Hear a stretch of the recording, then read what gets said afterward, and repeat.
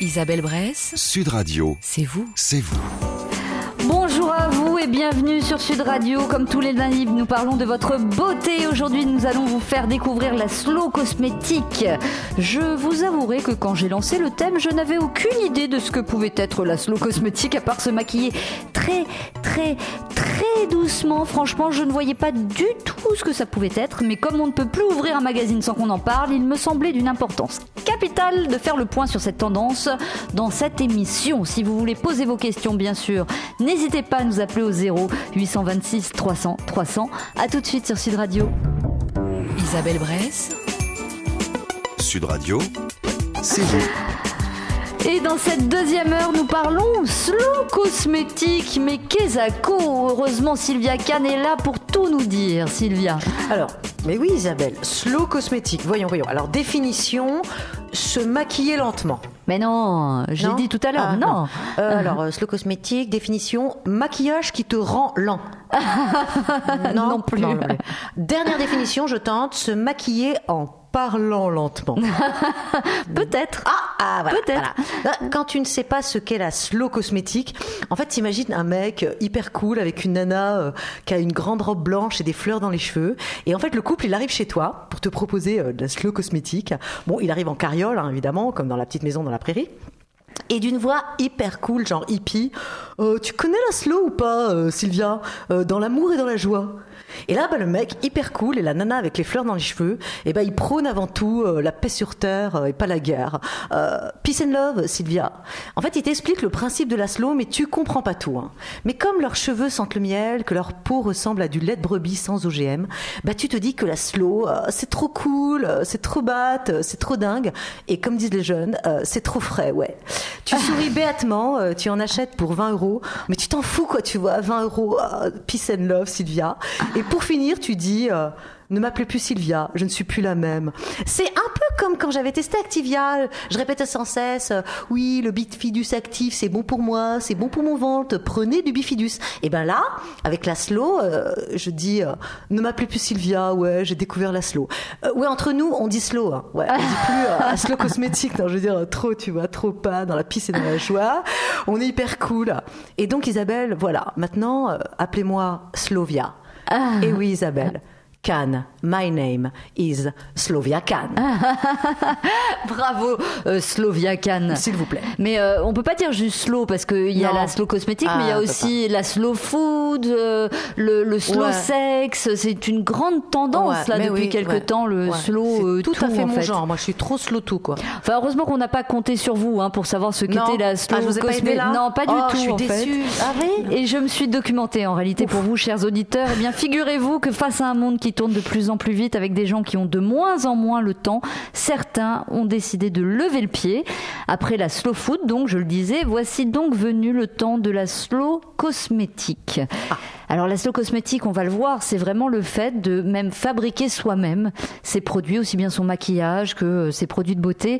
Et c'est une vraie tendance. Et en plus de permettre de se recentrer sur soi-même, de prendre le temps, etc., ça a des vraies vertus économiques. Puisque on en avait déjà parlé ici. Par exemple, une crème de jour, Nathalie Sarton, figurez-vous, ça peut coûter 2 €. 2 € quand on la fabrique soi-même. Ouais. Effectivement, et donc avec mes 20 € on en a 10. Oui, on en a 10 dans la pisse et dans la joie. Ou alors on a la crème dépilatoire rapport à la première heure. On parlait des poils. On a le maquillage, on a la crème de jour, la crème de nuit, on a tout, quoi. Donc j'avais pas faux quand je disais dans l'amour et dans la joie. Voilà, c'est ça. Mais en plus, je suis sûre que sans le savoir, Sylvia, vous êtes adepte de la slow cosmétique. Ouais, sauf que tout ce qui est fabriqué moi-même, j'ai un peu du mal parce que parce que peut-être je suis trop speed. C'est ça. Peut-être.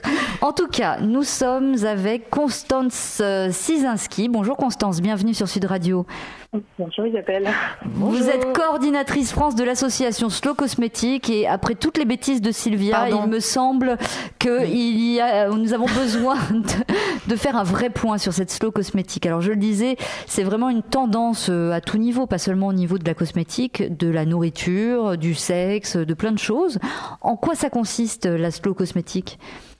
Alors, la cosmétique, effectivement, comme vous l'avez dit, ça consiste à ralentir. On n'est plus là pour acheter bêtement tout ce qu'on essaie de nous vendre, acheter encore et encore et encore, avec cette folie de la nouveauté. Le but, c'est de ralentir. On veut mieux choisir, on veut décrypter nos étiquettes aussi, parce qu'il s'agit de faire comme pour l'alimentation. On n'est pas des moutons. Arrêtons d'acheter tout ce qu'on nous dit d'acheter, sans lire, sans comprendre. Là, on se rend compte aussi que dans les cosmétiques, il y a énormément de choses, on ne sait pas trop ce que c'est, et quelquefois c'est polémique, quelquefois c'est dangereux, on s'en rend compte un peu tard et on nous dit en fait il faut pas tel produit dans les cosmétiques. Alors comment est-ce qu'on fait aujourd'hui? Justement avec la slow cosmétique, on apprend à mieux choisir ses produits. C'est d'abord ça, avant de les faire soi-même, on va mieux comprendre ce qu'on achète, mieux choisir et faire la paix avec sa peau pour aussi comprendre davantage ses besoins qui sont assez simples et respecter son rythme. On cesse cette frénésie d'achat et on revient à l'essentiel pour sa peau et on achète plus intelligemment. C'est d'abord alors ça, mieux choisir, ça veut dire quoi, Constance, exactement? Parce que sincèrement, pour moi, ça me parle pas. Mieux choisir, ça veut dire quoi? Qu'on regarde quoi sur les produits? Alors, pour les plus courageux, on apprend à décrypter une étiquette. Donc, la liste d'ingrédients, elle est assez ardue à comprendre quand on n'y connaît rien, mais il suffit de quelques petits outils, quelques astuces. Il y a des moyens mnémotechniques. L'association Slow Cosmétique met des outils à disposition des gens pour qu'ils puissent décrypter ça. Mais sinon, pour les moins courageux, on fait déjà confiance au label. Quand on s'intéresse à ces choix de consommation, on achète de préférence pour les cosmétiques comme pour la nourriture. Si on a envie, on achète bio. C'est déjà une première étape pour être sûr d'avoir moins de produits dangereux, moins de produits problématiques au niveau de l'environnement aussi. Et après, au niveau de la slow cosmétique en particulier, on peut acheter les produits qui ont reçu la mention slow. C'est des produits qui ont été félicités pour à la fois leur formule écologique, pour leur marketing qui est raisonnable, qui pousse pas à la surconsommation, qui fait pas un faux produit vert, et surtout qui ont une éthique des conditions de fabrication qui sont là aussi surveillées, qui répondent à des critères stricts. Donc la mention slow cosmétique est là une garantie d'acheter avec donc ces valeurs là de cosmétiques plus intelligentes et plus raisonnables surtout. Alors, plus intelligente et plus raisonnable, ça veut dire quoi? Ça veut dire qu'on n'utilise pas certains produits pour mettre dans les produits de beauté? Qu'est-ce qui n'est pas bon en réalité pour la peau? Alors, ce qui est pas bon, c'est de multiplier des produits encore et encore. C'est ce que la société nous pousse à faire. C'est acheter encore et encore. Et surtout, en fait, qu'est-ce qu'on fait quand on continue d'acheter? On achète une marque, on achète une autre. Et chaque produit est tout à fait sûr parce que chaque marque fait ses tests et a des validations des services d'hygiène. Tout ça est très contrôlé. Donc, individuellement, ils sont tout à fait bons. Ce qui ne l'est pas, c'est de les additionner tous de façon complètement chaotique parce que on est très effrayé par notre peau à cause des messages anxiogènes qui sont véhiculés par les publicités. Donc, on additionne, on change. Tous les jours, on rachète, on modifie. Et ces additions de produits qui n'ont pas été conçus forcément pour être mélangés entre eux, provoquent quelquefois des petits cataclysmes pour la peau. On a des réactions allergiques. On peut faire de l'acné alors qu'on n'est plus dans cette période-là du tout. On peut développer des irritations et avoir une peau qui devient sensible alors qu'elle ne l'était pas. Donc, c'est en ça que mieux choisir permet de révolutionner un peu sa cosmétique parce que en choisissant moins de produits et en les choisissant mieux, on permet à sa peau déjà de respirer un peu, d'être moins étouffée sous tous ces produits et au final, on lui fait du bien. Alors, sur votre site de l'association Slow Cosmétique, on trouve les marques qui font du bien à la peau justement ? Alors, tout à fait, sur notre site, donc, qui explique ce que fait l'association, le site slowcosmetic.org, on explique ce qu'est la mention Slow Cosmétique, comment elle fonctionne et qui sont les marques qui ont déjà été récompensées. Notre marketplace, notre place de marché en ligne, le site slowcosmetic.com. Là, on trouve tous les produits de ces marques qui vendent donc sur ce site-là leurs produits. On peut les acheter directement dessus. Donc, c'est vraiment de la vente directe au consommateur, du consommateur au client. Alors, figurez-vous, Constance, qu'il y a une marque qui n'est pas sur votre site, mais qui mériterait peut-être d'y être. C'est la marque OC au pain. On est avec Marina Berger. Bonjour Marina, bienvenue sur Sud Radio. Oui, bonjour. Vous avez une marque qui n'existe pas depuis très longtemps, puisqu'elle a été créée en 2012, qui est 100% made in France, qui est une très belle illustration du lassismore et de la slow cosmétique, justement, tout ce dont vient de parler Constance Cisinski. Effectivement, Océopin, c'est finalement une marque qui fait de l'huile sérum à partir d'huile de graines de pin maritime. Exactement. Et c'est une belle histoire de famille également. Racontez-nous, Marina. Alors c'est vraiment une belle histoire de famille dans le sens où j'ai créé Océopin avec mon père, donc en 2012, qui lui travaille depuis plus de 30 ans dans le massif forestier, donc des Landes et de Gascogne. Il travaille le pin maritime et c'est l'unique récoltant maintenant en France de la graine de pin. Alors c'est un métier très spécifique. On récolte en forêt les pommes de pin, donc qui sont sur les arbres ou tombés au sol, et il a tout un système, on les ramène dans son usine, il a un système pour les faire ouvrir et extraire la graine qui est à l'intérieur. Et c'est cette graine-là qui sert toujours à replanter les arbres, les forêts de pin quand il y a des feux, etc. Et qui, une fois qu'elle est pressée, contient une huile qu'on utilise et qu'on utilise comme un sérum en cosmétique. Donc c'est une huile qui est totalement effectivement made in France. Il n'y a pas beaucoup d'huile totalement française comme ça, puisque la récolte elle se fait sur tout le littoral atlantique où il y a des pins maritimes. Et alors c'est une huile qui est complètement pure ou vous ajoutez des choses dedans? Elle est complètement pure, c'est ça qui est la force de ce produit. Et là, pour le coup, on remercie la nature parce que elle a un toucher. Il y a aucun autre ingrédient qui est ajouté à l'intérieur. Et elle a naturellement un toucher de sérum, c'est-à-dire c'est une huile qui est sèche, qu'on utilise sur le visage, qui n'est pas grasse du tout, qui pénètre très bien et puis qui a une vraie efficacité qu'on a prouvée par des tests sur volontaires, etc. Une efficacité, pourquoi? Ça sert à quoi l'huile de pin? Alors, l'huile de graines de pin, elle a son efficacité, elle est vraiment anti-âge et elle est repulpante, c'est-à-dire qu'on va repulper le derme, donc on va avoir un effet déjà au niveau de la souplesse de la peau, de l'effet peau rebondie, et on a étudié cette huile donc sur des zones avec des ridules, par exemple le contour des lèvres, les pattes doigts, et on a une efficacité sur le comblement de ces rides et ridules qui est impressionnante pour un produit totalement naturel comme ça. Donc ça marche très très bien.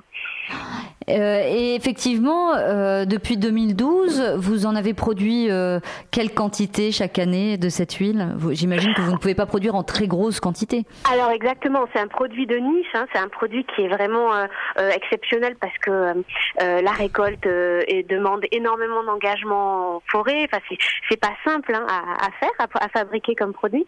Il y a aussi, il faut savoir que dans les graines de pin, il y a très peu d'huile. Elles sont toutes petites. Donc voilà, tout ça fait qu'on produit depuis 2012 environ 500 kilos, donc kilos ou litres d'huile par an. La demande, parce que ça marche très très bien, c'est qu'on va intensifier notre production, mais voilà, on n'arrivera jamais à des productions énormes en termes de tonnes. Et à chaque fois, ça n'abîme pas la nature, je veux dire, cette production d'huile, puisque vous prenez l'huile des graines, mais vous en gardez quand même pour replanter des pins, ou comment ça marche? Exactement, oui, totalement. Mais c'est vraiment une récolte très raisonnée. On a en plus, nous, un agrément 100% bio, ce qui fait qu'on est extrêmement contrôlé de la récolte à la mise en bouteille. Et au niveau de la récolte, il faut savoir que nos cueilleurs en forêt, sur un arbre, ils ne prennent pas toutes les pommes de pin qui sont sur l'arbre. Et on en prend déjà quelques-unes, et il y a donc toujours des graines de pin qui servent déjà naturellement à refabriquer d'autres arbres pour la plantation. Donc non, il n'y a absolument pas c'est pas du tout une culture intensive, une récolte intensive. C'est très respectueux de l'environnement. Oui, Sylvia Kahn. Oui, en fait, je me demandais, vous faites ça depuis 2012. Est-ce que ce type de récolte existait c'est pas pour revenir à ma chronique un peu idiote, mais j'ai joué un peu j'ai fait un retour sur les hippies, mais parce qu'en fait, je me disais que ce type de comportement pouvait très bien correspondre à des mouvements naturels qu'il y a eu avec toutes les communautés qui sont créées et qui étaient à un moment dans les années 60-70. On revient déjà à du naturel. Est-ce que vous savez si ça existait avant et vous avez finalement relancé ce type de procédé, ou est-ce que vraiment vous l'avez totalement créé? Là, on l'a totalement créé. Et c'est une très bonne question parce que c'est vrai qu'il y a beaucoup, notamment dans les rituels beauté et les huiles, on connaît plein d'huiles qui ont des usages depuis l'Antiquité ou des usages très anciens. Là, pour cette huile-là, pas du tout. Et c'est ce qui est très étrange. On est vraiment les premiers à avoir fait ça. On est toujours les seuls au monde. Et il faut dire que c'est une récolte c'est un métier qui était de toute façon très local, la pointe du Médoc, au nord de Bordeaux. C'était très localisé, ces cueillettes-là de pommes de pin, c'est pas du tout quelque chose. Et puis il y a pas beaucoup de pain ailleurs qu'en France, des pains maritimes, je parle. Donc voilà, ça c'est vraiment cantonné ici et les graines n'étaient jamais pressées pour obtenir cette huile, donc cette huile n'était pas utilisée en cosmétique avant, non du tout. Marina, vous restez bien avec nous. Où est-ce qu'on peut en trouver de l'huile au Océopin? Dites-nous tout rapidement. Alors écoutez, on peut en trouver, on est très bien distribué en pharmacie, parapharmacie, dans des magasins bio bien sûr, puisqu'on a l'agrémentation, et puis sur notre boutique en ligne, sur notre e-shop. Qui est quoi, Océopin? Qui est www.oceopin.com.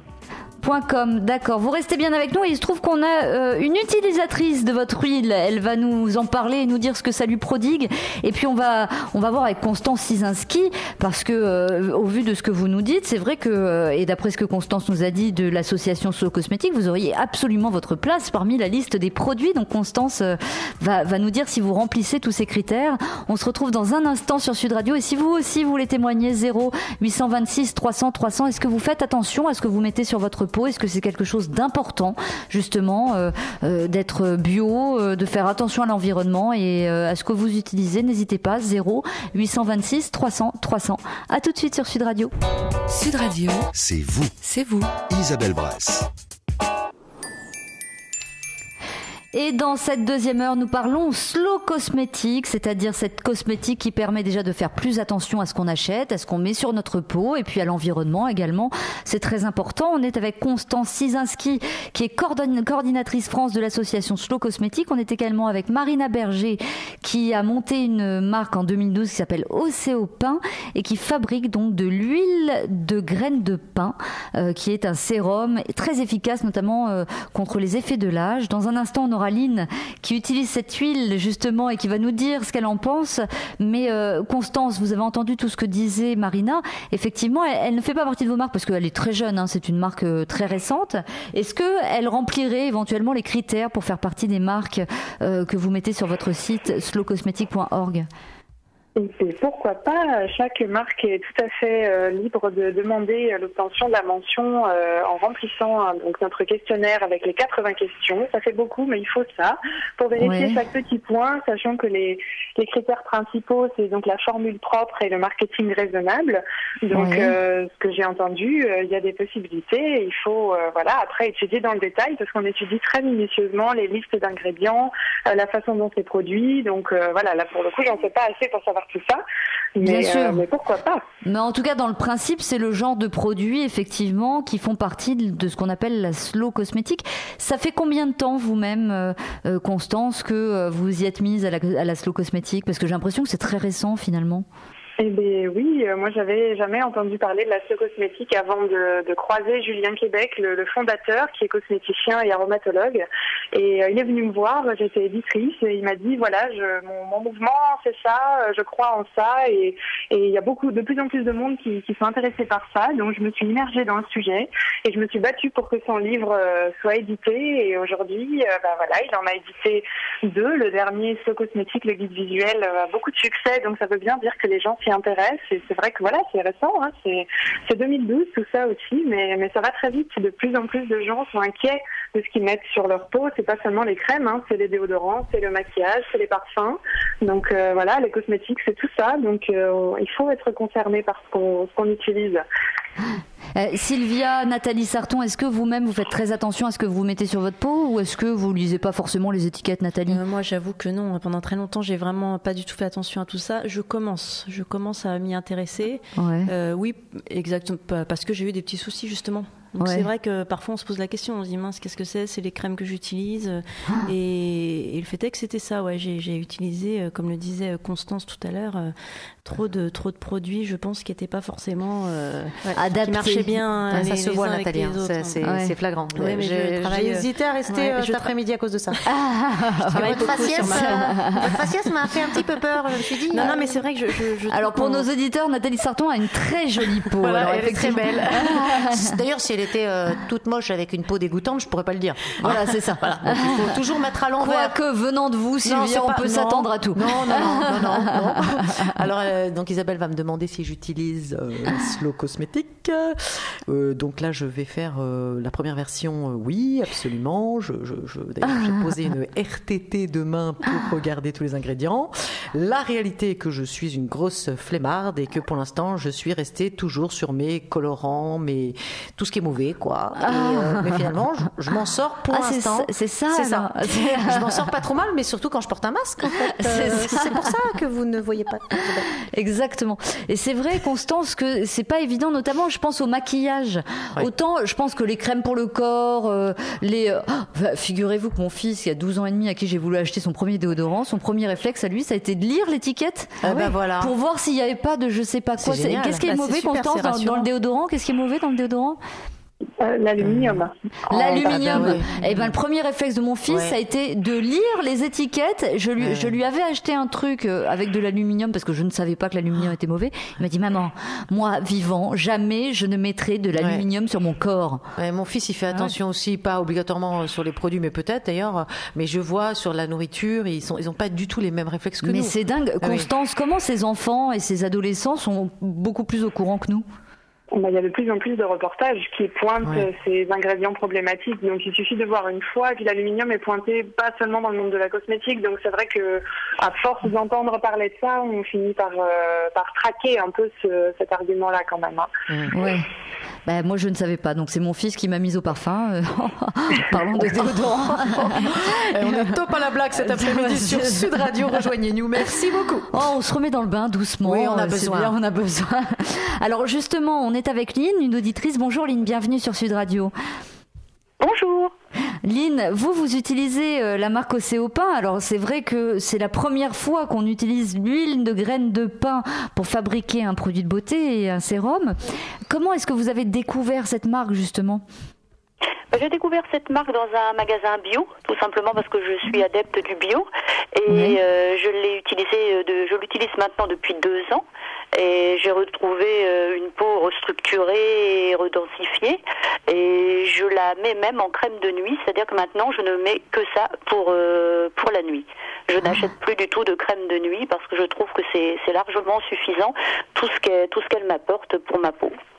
Alors, ça coûte cher ou pas cette huile? Parce que comme on n'en produit que 500 litres par an, comme nous disait Marina, on se dit que forcément ça doit coûter un peu cher. Non, ça coûte entre 36 et 39, à peu près 39 € les 15 ml. Mais il faut savoir que dans un 15 ml, c'est un petit flacon qui va durer entre 2 mois et demi et 3 mois. Ah oui, donc si vous reprenez au mois, non, c'est vraiment quelque chose de peu onéreux pour la cosmétique. Oui, parce que 3 gouttes par jour, ça suffit, hein. 3 ou 6 gouttes par jour, ça suffit. Gouttes. Je mets 1 goutte sur le menton, sur le front et les joues. Voilà, ça fait 4 gouttes le matin, 4 gouttes le soir. Est-ce que c'est pas une goutte de trop, Lynn? J'ai envie de dire non. C'était notre spécialiste Sylvia Kahn. Non, je m'intéresse et je m'inquiète pour Lynn. Voilà, je voudrais être sûre qu'elle ne met pas une goutte de trop. Mais heureusement que vous êtes là, Sylvia, pour faire évoluer les débats. Je crois que c'est important. Je le sais, c'est pour ça que je viens. Oui, Nathalie. Non, mais du coup, moi, on s'attend à des questions plus sérieuses de Nathalie Sarton, vous voyez. Attention. On sent qu'elle est journaliste, Nathalie Sarton, contrairement à vous, Sylvia. Un peu plus sérieux. Je suis moins drôle aussi. Non, je me demandais, du coup, c'est. Elle est géniale cette question. Nathalie, mais tous les auditeurs l'attendaient. Voilà. Tous les auditeurs. Alors attention. Non, mais du coup, est-ce que, comme c'est toujours la même huile, j'imagine qu'on met la même, quel que soit notre type de peau, parce que c'est un truc auquel on est une bonne question. Très bonne question. Marina Berger, est-ce que c'est la même huile pour tous les types de peau? Marina Berger a disparu. Elle ne veut pas me répondre. Elle ne veut pas me répondre. Ça va complètement déboussoler cette question. Lynn, elle peut nous. Marina, vous êtes là? Allô? Oui, je vous entends très bien. Vous étiez partie. On a eu peur que vous nous ayez abandonnés en nous laissant avec cette question sans réponse. On a eu très très peur. Donc la question de Nathalie, c'était effectivement, puisqu'il n'y a qu'une seule huile qui existe, est-ce qu'elle est bonne pour tous les types de peau? Oui, tout à fait. Mais c'est une huile qui est vraiment adaptée à tout type de peau, même les plus sensibles, puisqu'on a fait tous les tests possibles, c'est-à-dire sur un panel de femmes qui ont des peaux différentes. Effectivement, comme c'est une huile non grasse, elle convient aussi aux peaux mixtes. Elle est naturellement apaisante, donc les peaux sensibles peuvent l'utiliser sans avoir de réaction, absolument pas. Donc oui, c'est une huile qui peut être préconisée pour toutes les peaux, même celles des hommes, parce qu'on a beaucoup de clients hommes pour notre produit. Voilà. En tout cas, Marina Berger, merci mille fois d'avoir été avec nous. On va mettre le lien, il est déjà mis d'ailleurs, je l'ai mis tout à l'heure, vers Océ au Pain, votre site où on peut trouver vos produits, puis la liste des endroits où on peut l'acheter. Merci mille fois et puis bravo parce que c'est vraiment une jolie histoire de famille en plus. Donc bravo pour cette initiative et merci à Lynn d'avoir été avec nous et d'avoir témoigné, Lynn. On reste avec Constance Cizinski, coordinatrice France de l'association France Cosmétique, non Slow Cosmétique. C'est l'association France de... Enfin bon, bref. Alors, on y retourne. Allez Sylvia, je vous écoute. Non, j'ai pas le papier, moi. Voilà. Coordinatrice France de l'association Slow Cosmétique. Heureusement que Nicolas Castilla suit. Et on va retrouver dans un instant Elodie Joy de sirenebio.fr. À tout de suite sur Sud Radio. Sud Radio, c'est vous. Isabelle Bresse. Dans cette deuxième heure, nous parlons Slow Cosmétique. Nous sommes avec Constance Cizinski, qui pense que nous sommes folles, je pense, qui est coordinatrice France de l'association Slow Cosmétique et qui nous explique tout justement sur la Slow Cosmétique. Constance, effectivement, la question que j'avais envie de vous poser, c'est comment on fait avec le maquillage, puisqu'on a parlé beaucoup des crèmes, des produits, etc. Mais le maquillage, moi, c'est vrai que j'ai un petit peu plus de mal à savoir comment on trie le bon grain de livret. Grâce aux labels, encore une fois, les labels, il y a des marques de maquillage qui travaillent leur liste d'ingrédients pour les rendre plus propres et pour que les produits qu'elles utilisent soient les plus naturels et les moins additionnés possibles. Moins il y en a, mieux c'est. C'est ça le secret d'un bon cosmétique. Plus la liste est courte, meilleur est le produit. Mais on a l'impression que pour fabriquer du maquillage, justement, il faut plein de trucs chimiques. Enfin, moi, j'y connais rien, mais j'ai l'impression que c'est tout plein de trucs chimiques, finalement, le maquillage. Ouais, un peu. Ouais. Alors, plutôt, oui, c'est vrai que le maquillage a plutôt une vocation de camouflage. Et pour camoufler, souvent, il faut de la couleur. Et pour faire de la couleur, donc il faut des pigments. Et toutes ces petites choses-là sont plutôt travaillées par les industriels que nous, à la maison, on n'a pas trop ce genre de matériel. Mais on peut tout à fait fabriquer des rouges à lèvres qui sont à la fois des baumes, en travaillant notamment avec des beurres de karité, des beurres végétaux qui vont comme ça hydrater en même temps que fournir la graisse qu'il faut dans un rouge à lèvres. Plutôt que des graisses polémiques, un beurre de karité par exemple sera tout à fait bon à la fois pour la planète et pour nous. Est-ce qu'on peut fabriquer soi-même notre maquillage et puis aussi nos produits de beauté, Est-ce que c'est quelque chose de possible ? Alors tout à fait, puisque la logique pour nous c'est de faire beaucoup avec peu. Quand on revient à des produits bruts, on fait énormément de choses. Après on peut aussi acheter des produits propres et plus élaborés si on n'a pas envie de faire soi-même, parce qu'on n'est pas toutes fait pour ça. Il y a des grands cuisiniers et puis il y a des gens qui aiment la cuisine rapide. Et en cosmétique c'est pareil, ceux qui ont le courage, ils se lancent, ils peuvent le faire. Et il y a plein de recettes qu'on peut trouver pour ça. Il y en a plein notamment dans Slow Cosmétique, le guide visuel. Et pour le coup, par exemple, un rouge à lèvres, c'est tout bête, c'est de l'huile, du beurre de karité, de la cire d'abeille, du miel, et puis un petit peu de propolis, un petit produit qui est lié aux abeilles encore. Et qui permet de pas tomber malade. Le professeur Henri Joyeux nous a dit que ça permettait de pas tomber malade. Le propolis, voilà. Je vais aller voir sur votre site parce que je rêve de fabriquer moi-même mes produits. Oui, mais alors, au niveau de la couleur, comment on fait ? Avec les pigments. Teinter. On rajoute quand même des pigments. On rajoute des pigments, non, j'imagine, Constance ? Alors oui, on peut trouver des colorants végétaux ou minéraux, absolument, qu'on peut choisir et doser soi-même selon la couleur et l'intensité qu'on veut. Donc là-dessus, on peut tout à fait faire une gamme personnalisée et on peut trouver tous ces ingrédients dans les magasins bio et sur Internet sans souci. On avait invité une marque d'ailleurs il n'y a pas longtemps qui s'appelle Aromazone qui vend justement des produits pour fabriquer à la fois ses crèmes, ses produits pour le visage, son maquillage. Ils vendent des coffrets pour faire soi-même. Effectivement, il y a des trucs, des coffrets tout prêts qui existent et qu'on peut acheter. D'ailleurs, ça sera un super cadeau de Noël, ça. Ouais, c'est une bonne idée. C'est une bonne idée en tout cas. Ouais. C'est une super idée de cadeau. Merci Constance. Alors Constance, on est avec une personne que vous connaissez, je crois. Sirenebio.fr, c'est son blog. C'est Elodie Joy. Bonjour Elodie, bienvenue sur Sud Radio. Oui, bonjour. On dit Elodie ou Elodie Joy? Dites-moi tout de suite. Oh, dites-moi Elodie, ça ira très bien. Elodie, d'accord. Alors, vous avez un blog de beauté, mais de beauté bio. Oui. Vous nous avez déjà appelé, d'ailleurs, on vous a déjà eu sur d'autres thèmes, puisque votre credo, c'est vraiment comment faire pour vivre sainement et pour être belle sainement, finalement, et puis en accord avec l'environnement, si je ne me trompe pas. Oui, tout à fait. Donc moi, je suis aussi auteure de livres de beauté, de cosmétiques naturels. Les earrings secrets de beauté des japonaises et j'aime mes cheveux dernièrement aux éditions La Plage. Et j'aborde justement la beauté avec des soins naturels parce que moi-même, j'ai découvert cette approche. J'étais tout à fait une consommatrice lambda, on va dire, jusqu'à l'âge de 25 ans. Aujourd'hui, j'en ai 35. Et voilà, je passais de produits de pharmacie, de dermatologue, de grandes surfaces, de parfumerie, etc. Sauf que les effets n'étaient pas ceux qui étaient le plus escomptés. En tout cas, je voyais des améliorations très variables et en tout cas c'était pas satisfaisant sur le long terme. Et puis je me suis intéressée à la santé dans un deuxième temps et je me suis rendu compte que ce que je mettais sur ma peau passait la barrière de mon sang. Donc là, je me suis posé un peu plus de questions. C'est vrai, Elodie, on n'y pense pas assez, mais c'est vrai que ce qu'on met sur la peau, ça passe à travers le sang, ça passe dans le sang directement. Oui, on oublie, on nous en parle pas non plus. Je sais pas pourquoi on a toujours le sentiment que notre peau est une barrière, mais en fait non, ce n'est pas qu'une barrière. En effet, ça nous protège de choses et d'autres, mais ce que l'on applique sur sa peau, en effet, rentre à l'intérieur, tout comme l'alimentation finalement. Et donc aujourd'hui, j'ai une approche très naturelle et brute. Et très honnêtement, moi qui ai souffert de problèmes de peau, tant que ce soit l'acné assez persistante, et puis quelques méfaits ensuite avec l'âge avançant, si je puis dire, de sécheresse de peau, etc. Très honnêtement, aujourd'hui, moi, j'ai une peau bien plus saine depuis que j'utilise des produits naturels et bruts. La différence est juste, on peut même pas la comparer. Et en plus, il y a quand même du choix. Excusez-moi de vous couper. C'est vrai que quand on a des problèmes d'acné, par exemple, on se dit que les produits bio, ça va pas faire grand-chose parce que ce qui marche, c'est les antibiotiques, les crèmes antibiotiques, les trucs un peu costauds, quoi.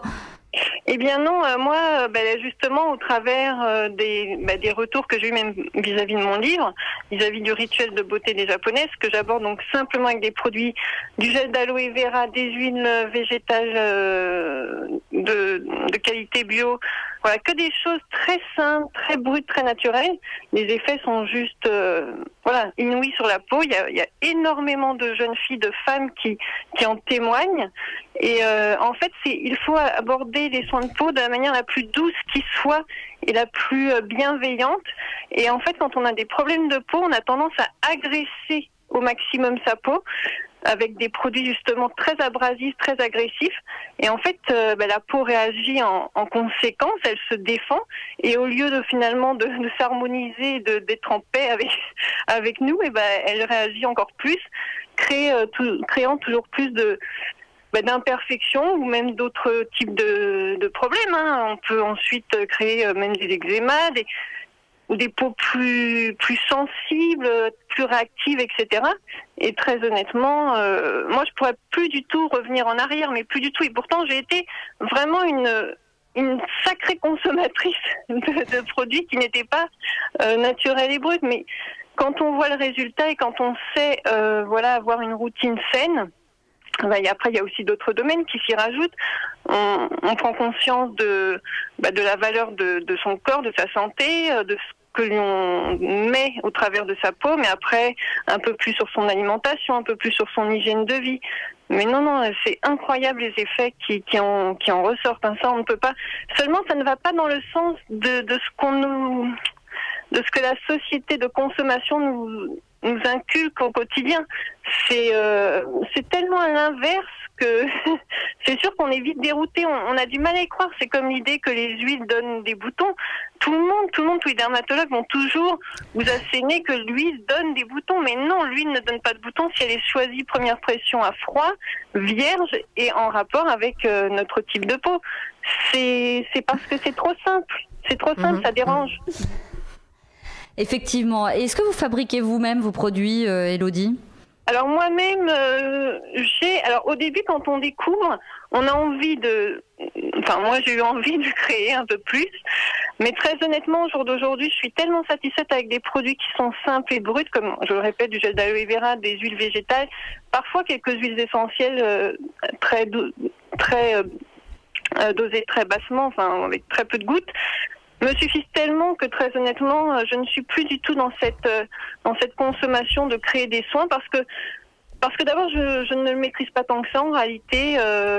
Faire des petits mélanges simples d'huile végétale, d'huile essentielle, ça je sais faire. Mais après un peu plus poussé, très honnêtement, je ne me sens pas assez l'âme d'une chimiste entre guillemets pour faire ça. Pour moi, ça me demande un peu trop de matériel, un peu trop de choses en tout pour cas, le faire. Ce que vous nous dites, ça fonctionne parce que là, moi, je suis sur votre blog sirenebio.fr et j'ai une photo de vous, un passage à BFM TV pour tout dire, et puis une autre photo également. Vous avez une peau magnifique, vous êtes très jolie, donc continuez comme ça parce que ça a l'air de très bien fonctionner. Donc, je rappelle on trouve vos livres également sur votre blog. Oui, ils sont en vente partout, chez Nature et Découverte, Amazon. Mais voilà, j'ai surtout voulu aborder encore une fois la beauté façon comme le mouvement slow cosmétique, c'est-à-dire avec des produits bruts naturels, puisque pour moi aujourd'hui j'en suis la preuve et tout ce que j'en reçois comme retour prouve bien que ça fonctionne. C'est surtout ça, on croit que ça fonctionne pas, mais si ça fonctionne. Il suffit d'aller sur internet, de regarder, de taper, et on verra les témoignages et les filles elles sont super contentes. Élodie, je suis en train de me faire taper sur les toits par Nicolas Castilla parce qu'on déborde comme des malades. Merci mille fois d'avoir été avec nous et je rappelle votre blog sirenebio.fr. Merci à Constance Cizinski également. Je rappelle votre site, le site de l'association slowcosmetic.org et on trouve vraiment tous les noms des bonnes marques, des marques de slow cosmétique. Merci à vous d'avoir été avec nous. Merci Sylvia Kahn, merci Nathalie Sarton. 4 gouttes, pas plus. Et merci Nicolas Castilla de nous supporter tous les jours. C'est dur. On vous embrasse bien fort, on vous dit à demain.